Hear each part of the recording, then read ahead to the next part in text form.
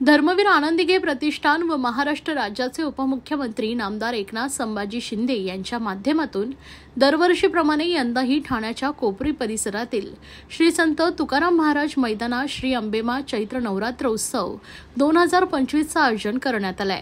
नवसाला पावणारी व भक्तांच्या हाकेला धावणारी अशी देवीची ख्याती असून 9 दिवस चालणाऱ्या या नवरात्र उत्सवात ठाणे जिल्ह्याच्या कानाकोपऱ्यातून व संपूर्ण महाराष्ट्रातून भाविक भक्त देवीच्या दर्शनाला येत आहेत। तसेच सर्वपक्षीय राजकीय नेते, कार्यकर्ते, पदाधिकारी व परिसरातील नागरिक मोठ्या संख्येने देवीच्या दर्शनासाठी येत असतात।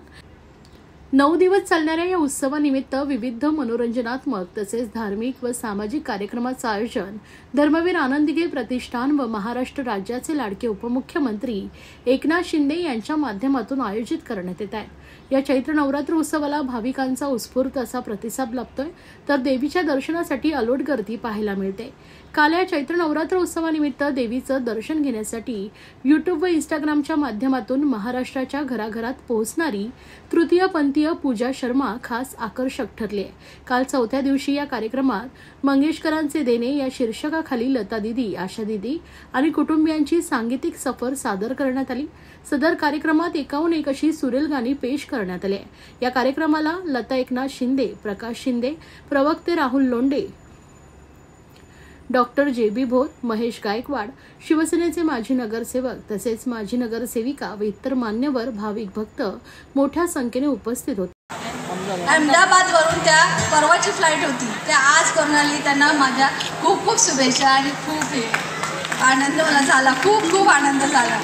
आज माझ्यासाठी कोणतरी म्हणजे एवढं लांबून धावून आलं, हे माझे पुण्यही आहे आणि माझ्या आईचा माझा आशीर्वाद आहे आणि सगळ्यांवर माझ्या आईचा आशीर्वाद आहे। जय अम्बे। ये जिंदगी लिखी माता रानी मुझे जैसे बनाए। देवी माँ से प्रार्थना है हमारे मुख्यमंत्री वापस शिंदे साहब भी होंगे। अब वो तो होना ही है, वो तो होना। जैसे भाई एक बात बहुत इम्पोर्टेंट है जो दीदी बोला है कि देखो कोई तो बुलाया नहीं, सान ने बुलाया है तो मतलब उसके मन में कोई पाप नहीं है, सब इंसान को एक जैसा रिस्पेक्ट दिया है। तो ये तो प्रूफ। Thank you. मेरा नाम ऐसा पूछोगे तो एक्चुअली मेरा नाम क्या है मैं खुद नहीं पता, क्योंकि अभी तक फिक्स नहीं हुआ है मेरा नाम क्या है। जो नाम मेरे मम्मी पापा ने दिया है वो तो कोई बुलाते ही नहीं, इंसानों तो बहुत सारे नाम दे दिया है। Thank you so much. Thank you. माझं जय महाराष्ट्र।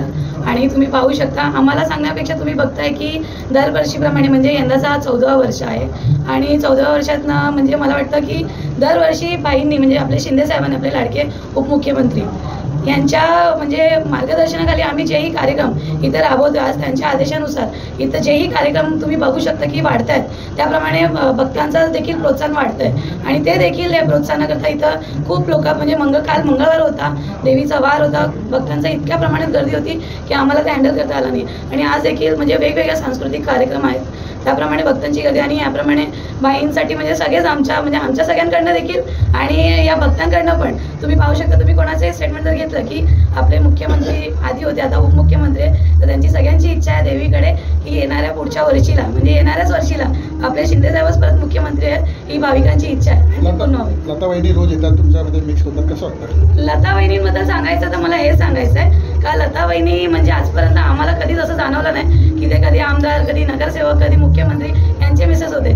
ते सर्वसामान्यासारखे आजही आहे, त्यांचाच आम्ही त्यांना बघून ती प्रेरणा आमच्यात आहे की आम्ही त्यांना बघून आम्ही सर्वसामान्यामध्ये मिक्स करतो आणि ही प्रेरणा वहिनींकडनंच आहे आणि वहिनी इथं खंबीरपणे उभे आहेत ना, म्हणून हा प्रतिसाद। बाई त्यांना टाइम नाही, आज बाईंना अख्खा महाराष्ट्र बघायचंय, पण खरं म्हणजे बघण्याचं काम पूर्णपणे वहिनीच करतात आणि वहिनींच्या मार्गदर्शनाखाली आम्ही हा प्रोग्राम पूर्णपणे हँडल करतो। नवसाला पावणारी देवी आहे, काय देवीकडे मागणं मागतं?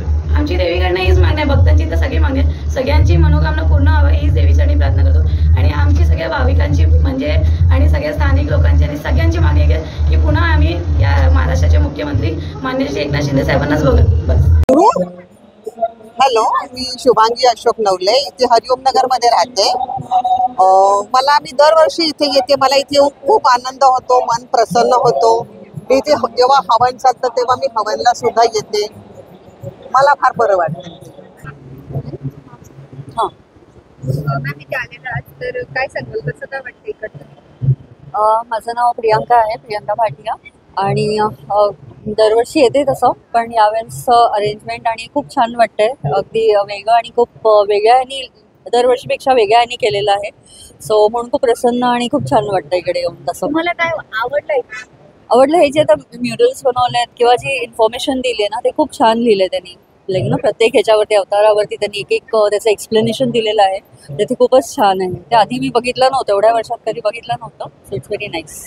थँक्यू. मैं भावना डेंगरा, मैं इधर थाना में ही रहती हूँ।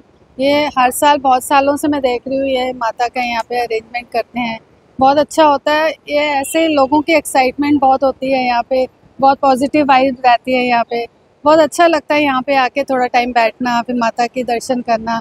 और माता का तो बहुत ही सुंदर दर्शन होते हैं यहाँ पे आके। इसके अलावा जो कार्यक्रम हो रहे हैं, कल्चरल कार्यक्रम हो रहे हैं, वो कैसा लगा आपको? कार्यक्रम बहुत अच्छे होते हैं, सब आके एक्साइटमेंट से अच्छे से देखते हैं यहाँ पे आके। बहुत भीड़ रहती है यहाँ पे, और हवन तो यहाँ पे रहता है, सुबह शाम रहता है हवन, कोई भी आके कर सकता है यहाँ पे हवन।